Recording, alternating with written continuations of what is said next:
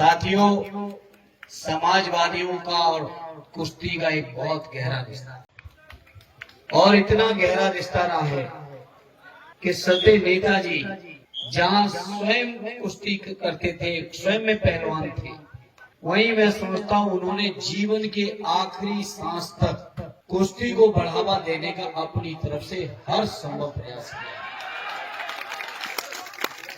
और इतना बढ़ावा दिया है कि कुश्ती के लिए जहां भी जो कुछ भी कर सकते थे, चाहे वो अखाड़े का सवाल हो। अभी संचालक महोदय बता रहे थे कि ये हैसियत से और इस अखाड़े के लिए 50,000 रुपए उस समय देखे गए थे, अखाड़े के लिए, संचालन के लिए। और ये तो एक उदाहरण है। मैं समझता हूँ उत्तर प्रदेश का शायद ही कोई जिला होगा जहां कुश्ती को बढ़ावा देने के लिए सदे नेताजी ने अपने तरीके से काम न किया।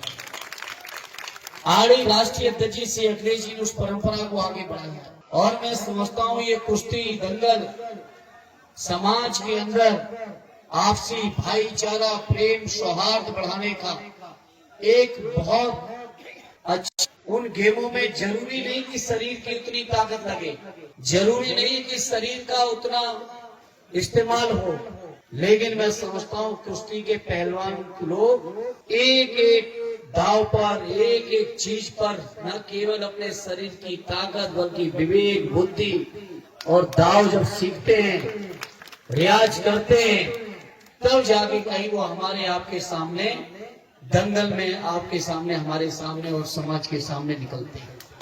तो लगातार बहुत प्रैक्टिस करने के बाद पहले अपने सभी पहलवान साथी जो मेहनत करके यहाँ से और यहाँ से लेके कई जगह तक जो पूरे देश और प्रदेश में कुश्ती को फैलाने का काम कर रहे हैं, अपने सभी पहलवान साथियों को मैं हृदय से बधाई देता हूँ।